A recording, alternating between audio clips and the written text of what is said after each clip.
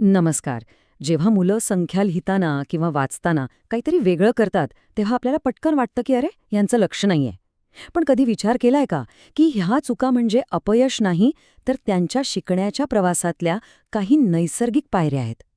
आज आपण मुलांच्या संख्याज्ञानातील याच सामान्य चुका आणि त्यामागे दडलेली त्यांची विचार प्रक्रिया समजून घेणार आहोत. चला तर मग सुरू करूया. आणि खरं तर हाच विचार आपल्या आजच्या संपूर्ण चर्चेचा पाया आहे. मुलांची चूक ही त्यांच्या त्या क्षणाच्या तर्कावर आधारलेली असते, त्यांच्या प्रयत्नांच्या अभावावर नाही. एकदा का आपल्याला तो तर्क समजला ना, की त्यांना मदत करण्याचा योग्य मार्ग आपोआप सापडतो. मुलांमध्ये संख्याज्ञानासंबंधित क्षमता विकसित करणं हा त्यांच्या सुरुवातीच्या शिक्षणाचा एक खूप महत्त्वाचा भाग आहे.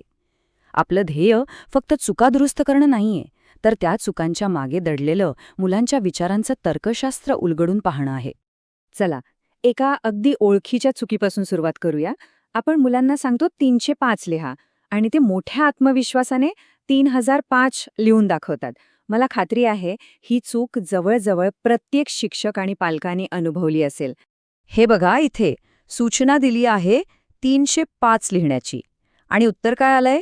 3005. आता वरवर पाहिलं तर वाटेल की हे पूर्णपणे चुकीचं आहे. पण थांबा, यामागे एक ठोस विचार दडलेला आहे. तर मग विचार करा, त्या मुलाच्या डोक्यात नेमकं काय चाललं असेल, ते असं उत्तर का देत असतील? आणि याचं उत्तर इथे आहे. बघा, मुलं खूप सरळ विचार करतात. त्यांनी 300 ऐकलं आणि लिहिलं 300. मग ऐकलं 5 आणि त्याच्यापुढे 5 जोडून टाकला. झालं. त्यांच्यासाठी 0 म्हणजे फक्त एक अंक आहे, दशक किंवा शतकाची जागा सांभाळणारा प्लेस होल्डर नाही. ही संकल्पनाच त्यांच्यासाठी नवीन असते. मग यावर उपाय काय? तो जितका सोपा आहे ना, तितकाच प्रभावी आहे. नियम आहे, लिहिण्याआधी तयार करा. मुलांना पेन्सिल बाजूला ठेवून भौतिक वस्तू म्हणजे मणी किंवा ब्लॉक्स वापरून 305 बनवायला सांगा. जेव्हा ते 300च्या वस्तू आणि 5 एककाच्या वस्तू ठेवतील, तेव्हा त्यांना विचारा, अरे पण दशकाच्या घरात किती वस्तू आहेत? जेव्हा त्यांचं उत्तर काहीच नाही किंवा 0 असं येईल, तेव्हा त्यांना कळेल की त्या रिकाम्या जागेचं महत्त्व काय आहे आणि तिथे 0 का लिहायचा. ओके, तर ही झाली पहिली चूक. आता वळूया दुसऱ्या एका महत्त्वाच्या संकल्पनेकडे. ही दुसरी सामान्य चूक आहे, जिथे मुलं दर्शनी किंमत आणि स्थानिक किंमत यामध्ये हमखास गोंधळतात. चला, आपण 472 या संख्येवर लक्ष केंद्रित करूया. आता प्रश्न हा आहे की या संख्येतल्या 7 या अंकाची खरी किंमत काय आहे? इथे ना 2 महत्त्वाच्या गोष्टी आहेत. पहिली आहे दर्शनी किंमत, म्हणजे अंक जसा दिसतो तशी त्याची किंमत. त्यामुळे 7ची दर्शनी किंमत 7च आहे. सोपं आहे. पण दुसरी आहे स्थानिक किंमत, जी त्या अंकाची संख्येतील जागेवर अवलंबून असते. हा स्थान मूल्य तक्ता बघा. हे बघितल्यावर सगळं चित्र एकदम स्पष्ट होतं.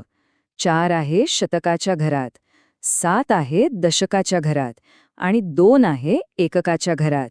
हे असं चित्र डोळ्यासमोर आलं ना, की मुलांना संकल्पना समजायला खूप मदत होते.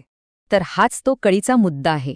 472 मधल्या 7ची दर्शनी किंमत जरी 7 असली, तरी तो दशकाच्या घरात बसलाय ना, त्यामुळे त्याची स्थानिक किंमत आहे 70, म्हणजेच 7 दशक. हा फरक मुलांपर्यंत पोहोचवणं खूप महत्त्वाचं आहे. यावर एक अतिशय प्रभावी उपाय म्हणजे संख्येच्या विस्तारित रूपाचा नियमित सराव करणं. जेव्हा मुलं वारंवार 472ला 400 अधिक 70 अधिक 2 असं लिहायला लागतात, तेव्हा त्यांच्या मनात हे पक्कं होतं की मधला 7 हा फक्त 7 नसून 70 आहे. आणि आता तिसरी आणि तितकीच इंटरेस्टिंग चूक.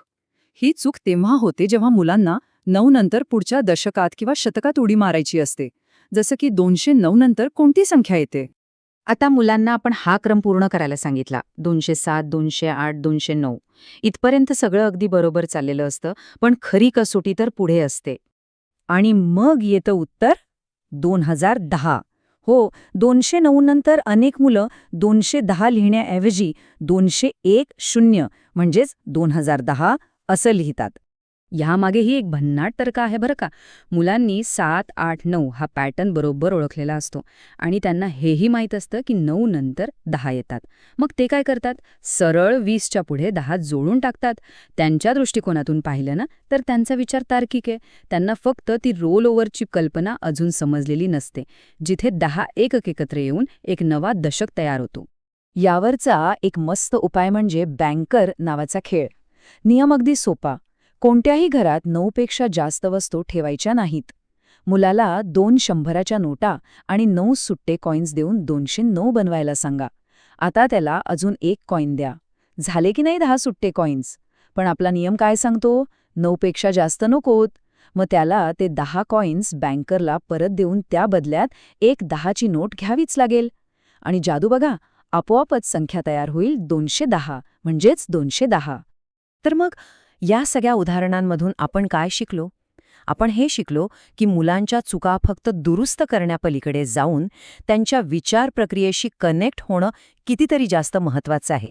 म्हणून पुढच्या वेळी जेव्हा एखादा विद्यार्थी अशी चूक करेल तेव्हा 2 गोष्टी पक्क्या लक्षात ठेवा. पहिली, त्याच्या चुकीमागे दडलेला तर्क शोधून काढा. आणि दुसरी, संकल्पना स्पष्ट करण्यासाठी नुसती कागद पेन्सिल नाही तर अशा भौतिक वस्तूंचा वापर करा. यामुळे त्यांची समज अधिक खोल आणि पक्की होते. एक गोष्ट लक्षात ठेवा, प्रत्येक चूक ही मुलांची विचार करण्याची पद्धत समजून घेण्याची एक संधी असते. तर मग पुढच्या वेळी वर्गात तुम्ही विद्यार्थ्यांच्या विचारांमागचा असा कोणता नवीन तर्क शोधणार आहात? नक्की विचार करा.